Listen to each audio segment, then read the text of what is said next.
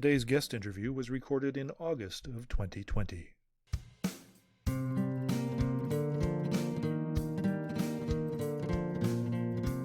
Hi there, and welcome to episode 49 of the T21Mom podcast. My name is Mary, and I'll be your host. Each episode will talk about life, Down syndrome, mamahood, single parenting, and pretty much everything in between. I have a daughter named Ainsley, and she's 8 years old and rocking an extra chromosome, also known as Down syndrome. And I am living life my way. And as always, for now anyways, my friend Ron and co-host is joining me again today. Hi, Ron. Hey, Mary. I'm here for the foreseeable future. Awesome. We like having you here. So today, how's everything going, by the way? Like, this has been, like, we had snow. Like, this is almost unheard of in Vancouver that we get snow for 2 days in a row. Yeah, it's been okay. It's been pretty awesome. The roads were clear. I had to go out yesterday and it was no problem at all. Cool. See, Yeah. I hate snow. Yeah, I'm not a fan of driving in it, more because of everyone else, but it was actually fine. Well, three things I hate that are in white: white shoes, white belts, and white snow. Well, it's raining now, so it probably won't be here for much longer. So woohoo! I can leave my hilltop. Yeah. So how are things going otherwise? Ainsley's well? Ainsley's doing awesome. Yes. Good. Yeah, we're still healthy and, all that. So, which is great. We've had a good run health-wise for 2020 and into 2021. So I'm quite happy about that. Yeah. Good. So you haven't had to be more of a caregiver than usual. No, which has been good. And which is our topic for today, more for caregivers. Yes, exactly. It was a nice segue into that. It was a cheap segue into that, but let's go with it. Yeah. So, yes, a little while ago, I spoke with Amber Gale, and she's another rockin' mama. And her son, he has some significant health issues, which we do talk about in the podcast. And during 2020, she decides to start a nonprofit called For Caregivers, which, just like it sounds, it gives opportunity for caregivers to feel empowered, and so that they can take care of themselves and feel energized, and just give them that boost, I guess you could say, so that they can advocate and be the voice for their children. So she's a tool giver. Does she advocate for respite for caregivers? Yes, I believe she does. Okay. All right. Well, let's go learn some more. Okay.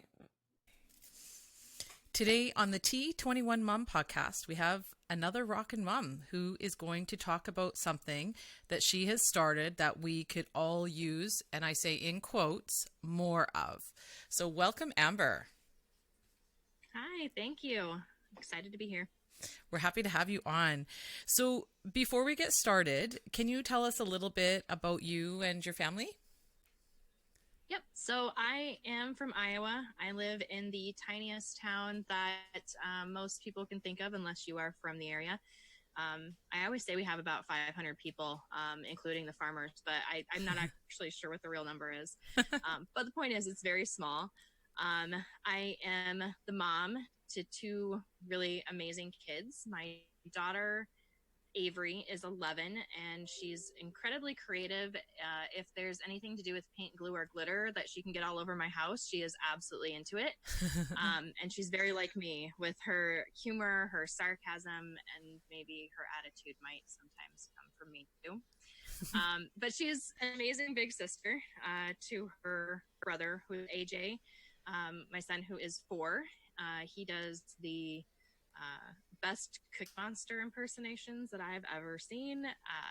He has some pretty awesome dance moves that have somehow gone a little bit viral on TikTok. And he also happens to have Down syndrome, was born with a CHD, hypoplastic left heart syndrome. So he's had 2 open heart surgeries, has a trach, G-tube, and is oxygen dependent. But really none of that, he does not let any of that hold him back. That's really awesome to hear. And I think, when we talked previously, you use the term medically complex. I thought, that could be a whole episode on its own. I haven't run into too many moms whose children are medically complex like that. So, I know, and I know we talked in more detail. It's quite an interesting story, I think. So, so just very recently, you started a nonprofit called For Caregivers. So can you tell us a little bit about this and what made you want to start this? Because when I heard about it, I thought, I so need this.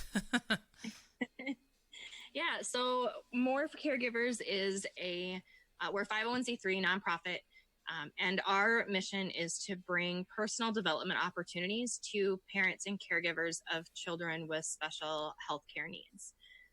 We left that definition very broad, very inclusive. We didn't want to distract from the mission of some of the other nonprofits that are definitely diagnosis specific.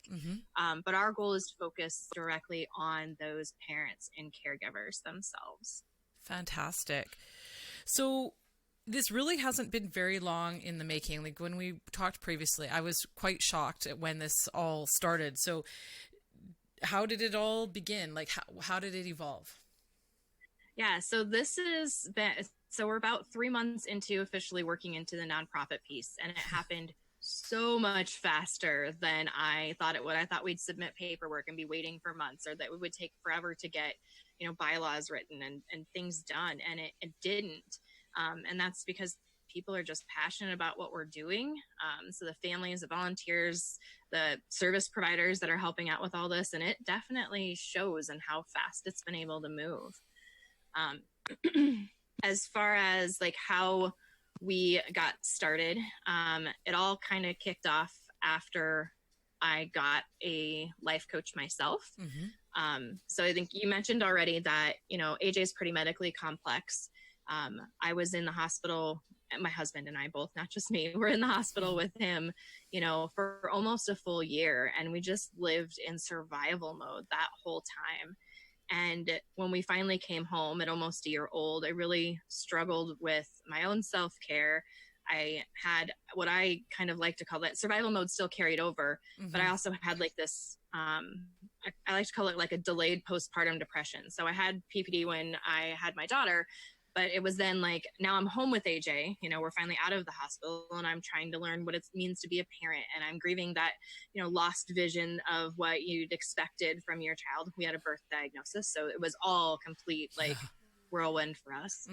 And then, at the same time, trying to juggle all of the appointments, the meds, the supplies, the nursing, emergencies, dealing with, him coding at home and having to resuscitate your kid. So I got a therapist, and she really helped me process some of the past things, get out of my house more, do more. And then that helped me get into joining a networking group and attending a conference to support a friend. And really what I learned kind of in that, moment was that what I really was missing was that community, that support, but more that push to set goals and to be more and to have my own vision and focus on my own growth, outside of just, hiding in my house and waiting for, whatever the day was going to hand to me. So that's kind of the backstory into how I got back into personal development lifestyle there. But I took a free consultation with a lady who was a life coach, and I thought that, prior to that, I thought a life coach sounded absolutely insane. Like, who needs somebody to tell them how to live their life? Like, you should know how to live your own life. Ultimately, I went into this call with no expectation of getting it. I thought I would try, because what's to lose? And she was really nice, and I'd met her a few times, and I got onto that call, and I remember, like, that is one of my most vivid memories, is sitting in my bedroom taking that phone call, and I just broke down in the middle of this call with this woman, and I felt awful. Like, I kept apologizing to her, but it was just this huge feeling of relief. Like, I could feel that overwhelm kind of just dissipating as somebody was helping me talk through and understand what it was that I really needed to be focusing on, and that it wasn't selfish to do that. My family would actually be better for it. So that's where the idea of, enjoying life coaching starting. And then because you have a coach, I'll cut your story a little short, but when you've got a coach, they help push you in the direction of chasing your dreams and the things that matter to you. And after it made such a big difference in my life, I wanted to make sure that other women, other family members, other caregivers had that opportunity to have that kind of support. Yeah, that's amazing. And like when you talk about the sense of relief, I can totally appreciate that, because I'm sure we all struggle with that probably on the daily, and some more than others. And some days are obviously going to be better than other days. And, but it is, I think, way more challenging when you have a child that has some extra needs and, and especially in your case, with more medical needs than just the so-called typical Down syndrome, so to speak, so that, adds a whole other layer, I'm sure, of challenges. I'm sure I think that's amazing. So you recently finished up a pilot of your program and officially launched this. It'll be a few weeks, I think, by the time this airs, but which is fantastic. So, how did that all go? Like, I know there was a few bumps in the road, but how did your whole launch go? Yeah, so the launch itself, we had originally had this really cool party planned where it was going to be a live event with some performers and one of our coaches, and just kind of doing a bunch of, back and forth, presenting and really saying, what it is that we were up to, and kind of a celebration. And I kind of had a personal event happen that day. I just could not, perform, I guess, for lack of a better word. Like, I could not put myself on a screen. I was emotionally a little distraught that day. And so instead, everybody got me for 30 minutes the next day on a Facebook Live by myself, trying to be as entertaining as possible to do the launch. But, within not even 24 hours into it, we've almost raised $1,000. We're up to 900 right as of now, 12 and a half hours, whatever it is. I can't math. But that went really well. The feedback was awesome. We did do pilots beforehand. And then you kind of mentioned that a little. We did 2 different sets of pilots. So one was focused really just on, a lot of people had said in their surveys and their feedback that they really struggled with time management. So we did 6 weeks of just let's work on time management for you, with some women. And it did get good feedback. But based off of some of the things that happened during that, we realized that we really needed to look at the coaching as well in general. So we moved to a one-on-one life coaching pilot at that point. And so we had a group of all women so far who got 3 months worth of coaching. And the feedback out of that has been just phenomenal. It's made me cry again, which is not my thing. But on the forums, we're getting feedback about things about how, my family has never been happier. So not just, affecting that caregiver as a person, but, also it really affects the whole family. When you are, in your best element and taking care of yourself, your family can absolutely will benefit from that as well. 100%. Yes. And sometimes you just need a little help to find that path, like you said, with a coach or, a mentor or something like that. So, I mean, obviously we're still in the middle of COVID.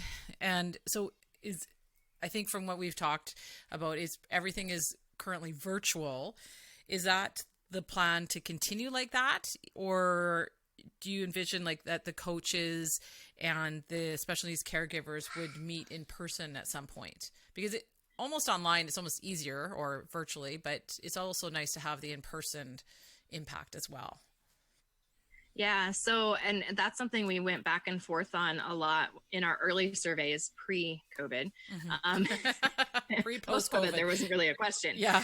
I feel like that's how life goes now. We've got a pre and a post-COVID status of how everything was. But so right now, yes, they are 100% virtual.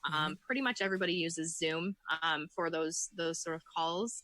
And I think that's always going to be the primary option, because when we're trying to, get special needs parents, us caregivers, to take an hour of your time every week when you've already got a busy and crazy schedule, we're going to be pushing it to try to meet at a coffee shop or go somewhere. I agree. So I think that's always going to be the primary option. Now, it doesn't mean, that there wouldn't be an opportunity where if there's somebody that comes into the program who is like, I really have to meet in person, that we could potentially look into it. But virtual is going to be the primary, I think, for the coaching.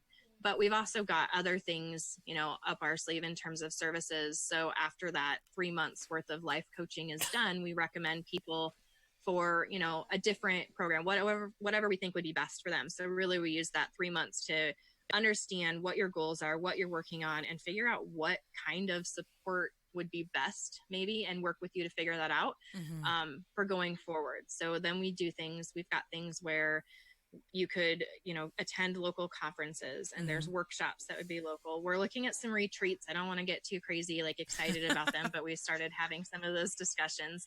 So there are some, opportunities where things may be in person as well.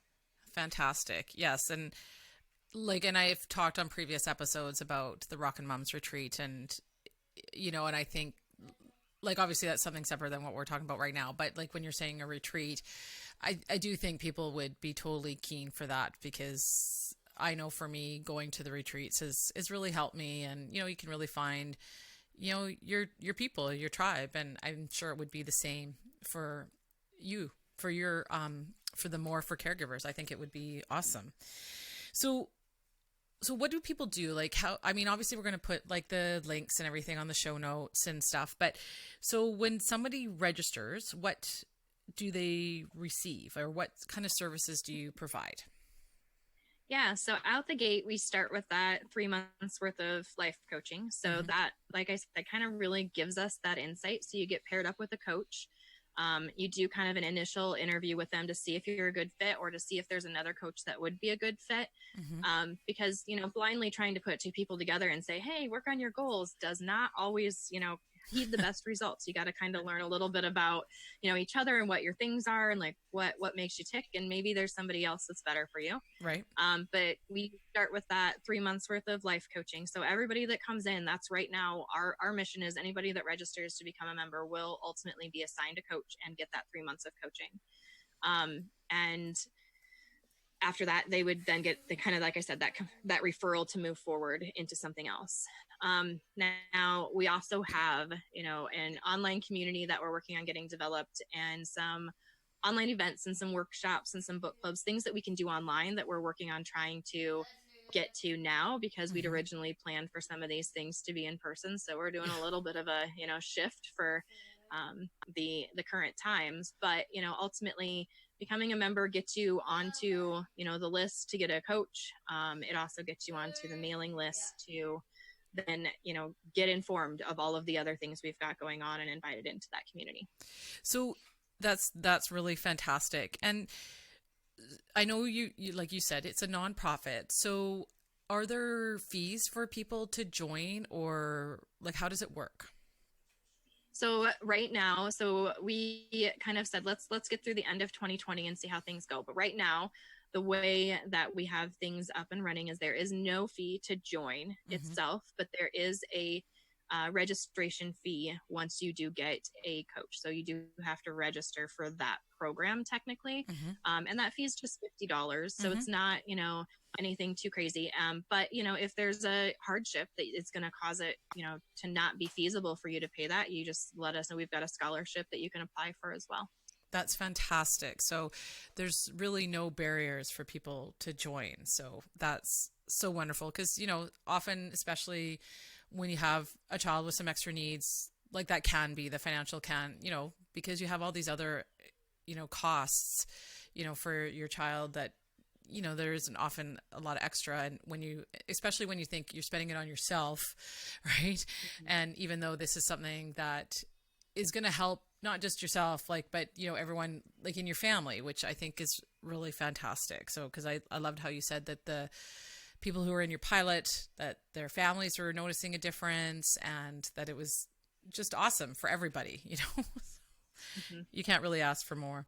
So, right.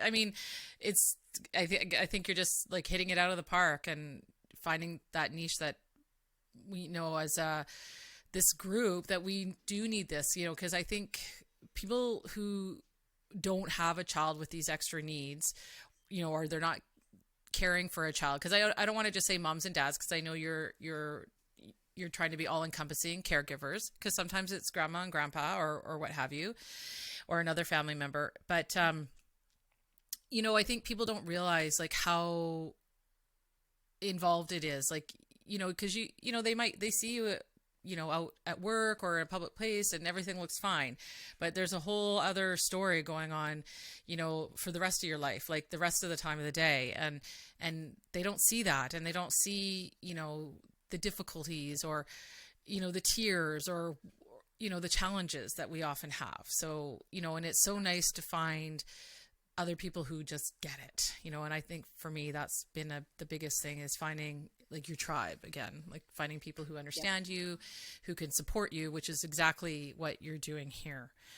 So when you finished the pilot, what, like, and you kind of touched on it already, but like, what was your kind of biggest takeaway after you finished the pilot that maybe you didn't expect? Yeah, so we did a lot of surveys ahead of time, like a lot. I'm a data-driven nerd, so we'd collected a lot of info. And so one of the things that we'd done is really ask people to kind of rank and rate what kind of services they thought that they needed.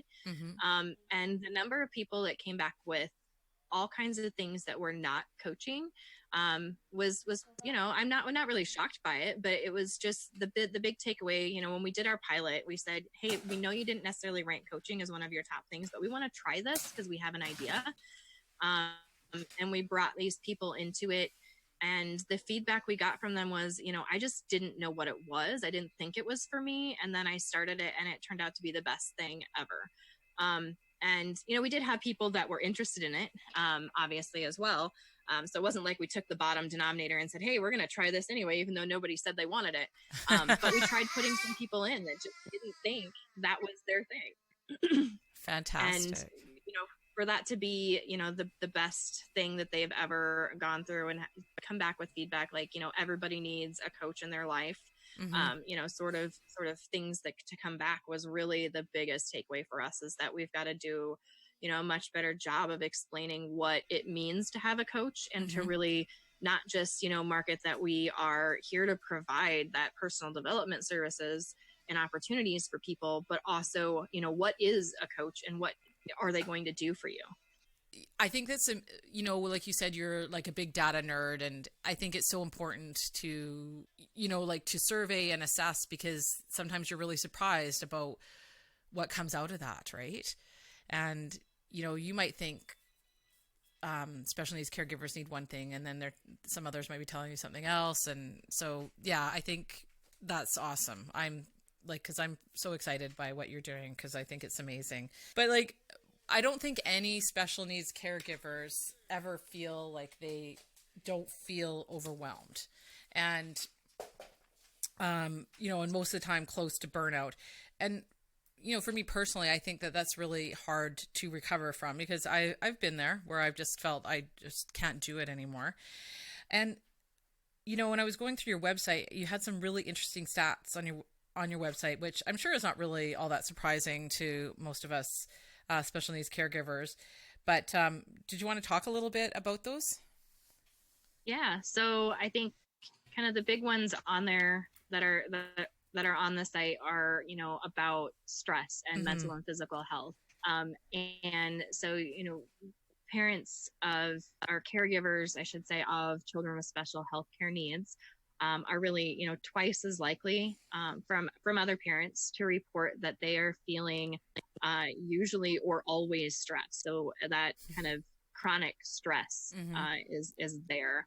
And, you know, over 2.5 times as likely to report like just feeling like their mental health is, you know, fair or poor. So not, you know, the great or excellent, you know, like on the other end of average. And, you know, and the similar spectrum, about twice as likely to report that they are in fair or poor physical health as well. And I really, you know, I don't think most, like you said, I don't think most of us special needs parents, families, caregivers, whatever, really would question that. And it's pretty, you know, you feel it on our end. But when you're talking to people who are outside of that community and trying to, present those facts, it does shock them a bit because they don't really realize, how crazy things can be in our world. Yeah, that's exactly it. And, and I think it can really resonate because I think a lot of like the pressure and the stress, like it's always kind of there. And I think we have to find a way to sort of manage it because it doesn't just magically go away. And I try not to think too much, like too far in the future. I think you have to be prepared and stuff like that, but it can be overwhelming at times, and like Ainsley's in school now, or, well, we'll be going back to school or whatever that's going to look like, yeah. Right. And like and I mean, everyone is stressed about that, about the whole school thing, not just us special needs parents and caregivers, but we also have an additional layer for our kids, or for a lot of our kids, because they have health challenges. It will be difficult to teach them about the social distancing, things like that. Right. So there's that whole added extra stress. And yeah, and I know that those stats aren't really a surprise to anybody because I read it. I mean, I was surprised at the number, but I wasn't surprised at the actual stats because I'm sure we all feel all of those at least at some point. I know I have for sure. Yeah, absolutely. Yep. Yeah. So what kind of personal development services do you provide to special needs parents like us? Like sometimes it's hard because we are so involved with our child that we often forget about ourselves. So like, I know you talked about like, it'll probably mostly be through Zoom, which I think kind of makes the most sense because I feel like for me, I'm rushing around to a gazillion appointments and therapies and this, that, or the other, that it's hard. So, can you talk a little bit, I know you talked about the coaching but are there other sort of services that you guys are offering? Yeah. So we've got the one-on-one coaching that I've talked about. We are working on getting group coaching up and running. That's kind of our next goal, to be able to, once you're done with that 3 months worth of figuring out what it is that, you are really focusing on. A lot of the feedback that we've had pilot wise is that, it's continuing the same work, but wanting some more support from your peers. So moving into a group coaching model where you're able to be on a group call with other parents and caregivers and talk about what it is that you're working on, and kind of have that sense of community in that group so that you feel, a little less alone as you're trying to make all of these, positive changes in your own life and working on your things. And then I think I mentioned a couple like workshops. I know we're looking into kind of a vision board workshop that's upcoming. We've got some ideas on some book clubs. Actually, I was really surprised by the number of people in all of the surveys that said that they would be very interested in having some sort of a kind of a personal development book club. So reading with, purpose at that point, and having, discussions around that. So we're looking into some of those and working on identifying where to start and what things we want to get into. But it's just, as people go through that 3 months worth of coaching right now, we've got everything set up to be very fluid and looking at the needs of what people are coming out with and saying, okay, well, this is what your goal is and this is what your coach would recommend. Now, if we don't have it yet, that goes on to kind of, here we go back to my data and my nerdiness, but that goes on to the list of things that, we want to look into. So we do have access to some nutrition and fitness coaches as well who can help with things like that. So if you really are wanting to work on those things and your coach thinks that'd be a good fit for you as well as you, then we can refer you into that. And really just trying to, meet you where you are rather than trying to just make a guess as to what you need. Yeah, no, that's really fantastic. So, and I like the idea of a book club because like really I used to be an avid reader, but I have no time now to pick up a book. But I think if I was in sort of, a special book club for, special needs parents or caregivers, I probably would be more, I think I would do that, and, for personal development or whatever, like another book or of some sort. But I should try to challenge myself to do something like that because I really miss that. I miss the reading and, I just find I'm reading stuff that has to pertain to Ainsley and whatever I can do to help her. But I know that you're currently only in Iowa and you mentioned you have like previously, that you have a pretty aggressive expansion plan. Can you talk a little bit about that? Yep. So obviously, as you said, we started definitely here just in Iowa. The demand is absolutely there out of state. The number of emails, even just, in the last like 24 hours, I've gotten about, hey, when are you going to move out?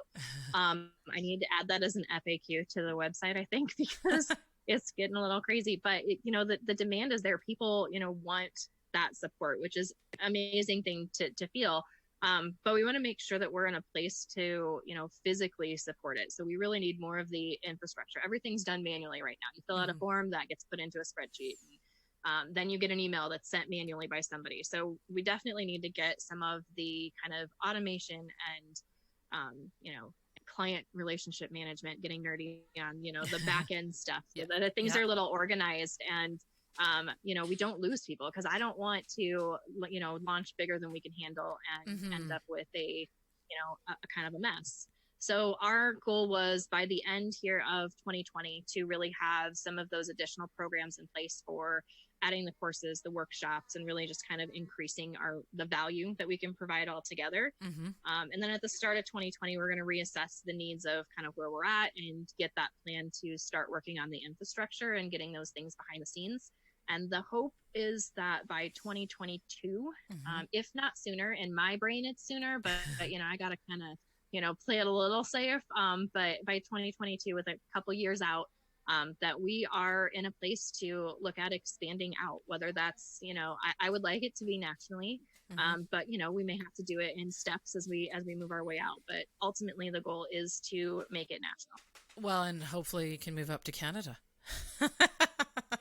That's so cute. Sorry, international I too. know, that's okay. I'm just kidding, but not kidding, because it would be, really awesome that it wouldn't really matter where you lived, that anyone could participate. But I get it. You gotta dream big, but you also, you got to do all the steps to get there. So, I'm pretty confident you're going to get there. Because like you said, a ton of emails and you've had a great positive response in such a short time. So, I think once people learn about it and hear about it, they'll see the need and the want for it. So I think it can really happen, and it sounds like you guys are doing everything right. You got your infrastructure going, and it sounds like you got a good team of people on board that's making this all happen. Yeah. And, it's happened pretty quick. Because like I said earlier, I was pretty shocked when you told me this just started back in March. I go, whoa. It's crazy fast. Yeah, you've been a busy mama, that's for sure. And I know I've touched on it before about, so many of us special needs caregivers, like we really will really need something like this, and that will really benefit from something like this. And it's because it's just so easy to get wrapped up in your child and all their needs that you're kind of placed at the bottom of the list, right? And then at the end of the day, just too tired to do anything about it. And I know I'm kind of like that. I go, I'm just too tired. I just don't have the energy or what have you. But I realize I've been realizing over the last couple of years that you have to make yourself a priority, and that you're important too, and that your family is going to work better if, you're taking care of yourself and you're doing things for yourself, because we all matter. Our kids matter, they're important, but we also matter too, and our needs are important as well.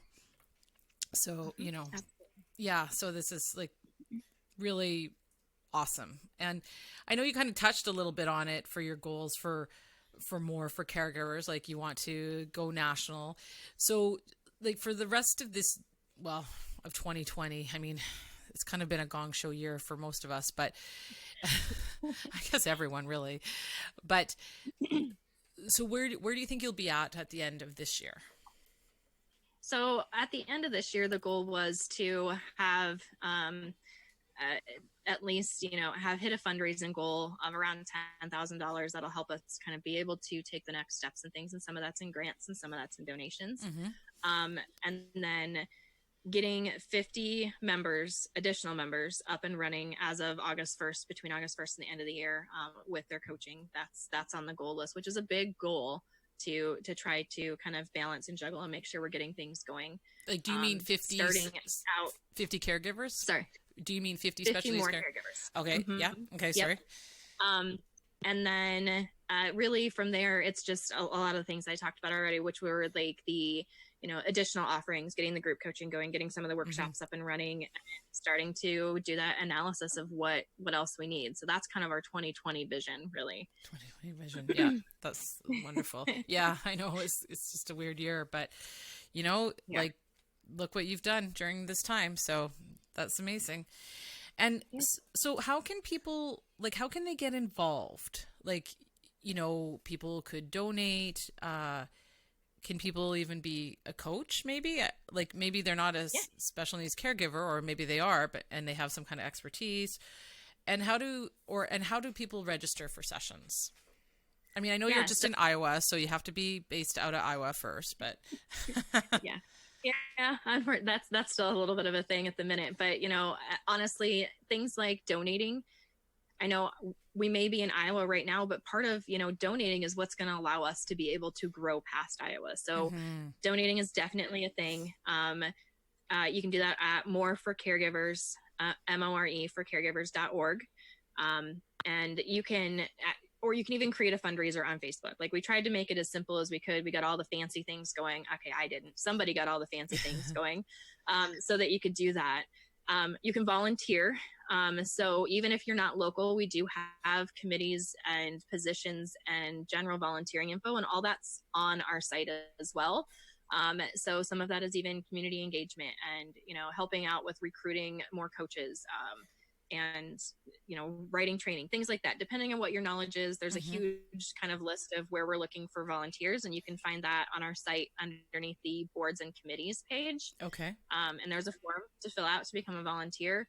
And then you can also, like you said, you can be a coach. If you've got, if you're a life coach, if you're a fitness and nutrition coach, if you are a speaker, an author, if you've got a workshop, if you've got something that is personal development related that you think would be of benefit to parents, caregivers of special needs children, then by all means, please, please, please reach out to us. We do our best to make it a lucrative thing for you. We bring in people and help do training and really personal development of our coaches and service providers as well, because if your service providers aren't growing, then they can't really help, your participants grow either. So we definitely try to make that beneficial for everybody across the board.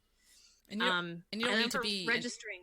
And you don't need to be in Iowa to be like, because it's all virtual. Yep. So sorry, I interrupted. Yep. We've already got coaches out of the state. We've got people from, gosh, I can't remember where all they are. I know we've got Florida and Hawaii and Minnesota, I think right now. So fantastic. We're definitely not all in Iowa.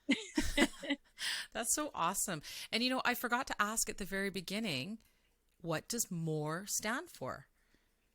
Yeah, so MORE stands for Meaningful Opportunities and Resources for Empowerment. I love it. I think, it's just so awesome. I just love it. So, because I know we all need that. And I think it's just really fantastic that, and that you guys are growing and, you've got big plans. And like you said, I know you're just in Iowa right now with plans to branch out, but if you think you can help out in some way, you don't have to be in Iowa. I'm sure I know we have lots of Canadian listeners, and we have lots of listeners like all over the world, so anyone can participate in some way. And I think that's a really fantastic opportunity. So it's moreforcaregivers.org, correct? Yeah. Yeah. Absolutely. Yep. Yeah. And we will certainly, be putting that on our website and in the show notes, so if people want to get involved, that they can, and also just to find out more. And I'm sure that you'll also, how will people be able to find out, I know you've got like an aggressive plan about what your plans are and where things are at. Will that be on your website, or how will people find out? Yep. So all of that, basically, we're going to try to keep everything we can on the website to have, that central hub. But we've also got, Facebook and Instagram and Twitter and the social media, general networks that are out there. And those updates will also be posted onto there as well. Okay. And so do you know the handles for those social media platforms? Yeah, they are all more for caregivers. They are all spelled out. So Okay. more for caregivers, all spelled out for all of them, except for Twitter, because they have a character limit. So that one is more, and then the number 4 Okay. for caregivers. Okay, that's what I was wondering. Okay. Oh, definitely. Yeah. So we can definitely find you everywhere. So, I really want to thank you so much, Amber, for coming on and sharing your passion and your story and about how you're making a difference. And I think it's amazing, and it's something that so many of us, and I always say moms, but I mean anyone who's a caregiver, but who can really benefit from something like this, and so that we can feel more empowered, because I think that's really important, that we can feel empowered. And it's not always just about our kids, but like I said, that we're important too, and that we can feel empowered to still pursue our dreams and our passions as well. Absolutely. And thank you for having me and helping get the word out, because that's one of the most important things. We can fundraise all we want, but if we don't have, people that know that we exist to provide the services, that fundraising means nothing. So definitely appreciate your help in getting the word out to the community and letting everybody know. Yeah. Oh, of course. Yeah, my pleasure. And just again, so because I'm in Canada, so it's so can people, if they want to donate, do they go to the webpage? Yep. So the More for Caregivers site, you can donate on there. You can do that, credit card or through PayPal. Okay. And then that's really the easiest way. And it's tried to make it as simple as we possibly could. But when you're looking at it, like, just $25 is all it takes to really provide even just one coaching session for someone. So, it doesn't take a lot to, be able to support, our peers, our friends, our neighbors, our community. Yeah, no, I agree. And I think it's all part of the tribe. And I'm sure you found it. I know you said you're in a smaller town, but I mean, I hope you found it. But I find that the Down syndrome community is a pretty amazing community to be a part of. And, like they always say, it's the club that you thought you never wanted to join, right? So, and I'm really grateful for all the people that I've met along the way in my tribe. And I'm sure for you, it's like, as you said, you're in a small town, and then AJ's medically complex. Did it feel isolating at all? Yeah, it did. We didn't know anybody else that was a special needs parent, really. There were a couple people that I knew, but I wasn't close to. Mm-hmm. So if it wasn't for, the communities and the people that had reached out, I really, I would have felt alone for quite a while. So like you said, that Down syndrome community was one of the most amazing things. There's also, we've got some extra needs. So we've got the CHD community, which has been amazing for us as well. And, and I think part of that, I don't know, probably empowered you to start on this journey as well. Absolutely. Yes. Wanting to make sure that was a big piece of it, really. Just trying to, what worked for me, and trying to figure out, if that did, so much for me to get me out of my shell. To, my friends did their best. They tried. Yeah. They, but I would, I was definitely in that depression and isolation mode. And I didn't want to go out, and I could, come up with a good excuse very easily. And not that you should use your kid as an excuse. You shouldn't, but I did. And I hate admitting it. I really do, but I know that I did. And so, finding that person, which was my coach, who kind of stepped in and went, hey, is that really true? Is that really why you're not doing this? Is that really why you're not putting yourself out there? Was a huge, huge, huge change in my life. And the amount of community that opened up once I started to be a little more open to that growth. And it was just amazing. Oh, that's so wonderful to hear. So once again, it's moreforcaregivers.org. You can find you there, and Facebook and all the social media platforms, which we'll be sure to post about. And yes, thanks again, Amber, for coming on and sharing your journey and this amazing organization that you started. That's so wonderful. And I feel really lucky that we were able to connect and that we could have you on today to share this. Thank you. Appreciate it. You're welcome. What does it mean to you to have a better understanding of the challenge of caregiving? You have your personal look at that, right? But that there's an organization there that's helping people who may not have that internal balance to be able to speak up for themselves. Yeah, or just know how, like, what they can do for themselves, like to feel empowered, because I know a lot of us live with a lot of guilt. Like I just told you, I had to spend 2 days packing, and Ainsley was kind of left to her own devices. Like I felt a lot of guilt, cooped But up not out on the inside. roadway, not out playing with traffic. She was inside the house. Correct. Yeah. Because like otherwise, it's like it's not like you've abandoned her to. No, not at all. But we could have gone to the park and maybe played a little bit in the snow, and I mean, not that she's really keen about the snow anyways, but we just didn't get out, and I canceled our music yesterday because I wasn't sure at the time about the roads, so it hasn't been awesome for her. But I mean, she's with Dennis right now, so earlier he said she's sitting behind him with her feet, like picture her like in a V. Yep. So she's sitting with her back against the couch. Dennis is in front of her. Her feet are up against his back. And he goes, "Can you get me the back scratcher? Because this just isn't working for me." So you and I right now are having we're allowing you to have a respite moment. Yeah. Yeah. Okay. Do you have wine? No, it's too early in the day for wine. A little too early I got a little bit left, so okay. I may have to go stock up. All right. Well, thank you very much to Amber for talking about this really important topic, because caregiving. When I was dealing with stuff with my mom with her brain cancer, and when she went into care and stuff like that, we were told right off the top, like, make sure you guys are looking after yourself. I mean, fortunately, we could spread the load, and I use load in the most caring of terms, because at least we were there. There are people who will not be there for whatever, right? So I mean, we could spread out the load between the three of us, but so we were kind of their caregivers or overseeing their care in the case of my mom. But when you're down in the trenches like you are, being able to rely on somebody to maybe instruct you or give you some clues or give you some ideas about how to be a more effective caregiver and how to look after yourself at the same time. Yes, and I think part of Amber's mission with her nonprofit is, that parents of kids with special needs, or maybe special health issues, circumstances, they, as she says, deserve access to meaningful opportunities and resources for empowerment, because so often we are like thought of, like, we think of ourselves last. We put our kids and everyone else first. And, and then there often isn't a lot left at the end of the day for ourselves. But like you said, it's so important, I think, because this is not a race. It's a marathon. It's a journey.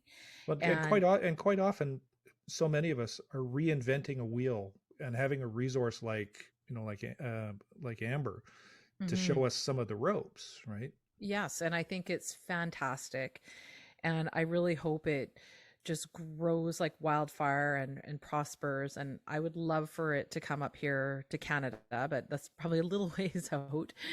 But it just shows how much there is a need for this for parents who are dealing with some additional challenges with their children, whatever that may be. It might be health wise, or maybe there's some other delays or issues, but every parent deserves to, like Amber says, to feel empowered, to feel that they have those resources. And I think when you feel empowered, you can do more. You can do more for yourself, and you can do more for your kids. So thanks to Amber for taking the time to talk to us. And why don't you wrap this one up? All righty. Well, thanks for listening to the T21Mom podcast. And as always, I would love to hear from you.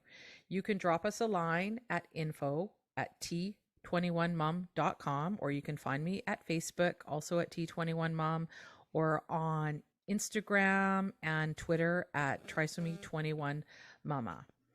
And it would also mean a lot to me if you would subscribe and leave a little review, so it makes us a little more searchable for others who are maybe looking for more information on Down syndrome and living this life.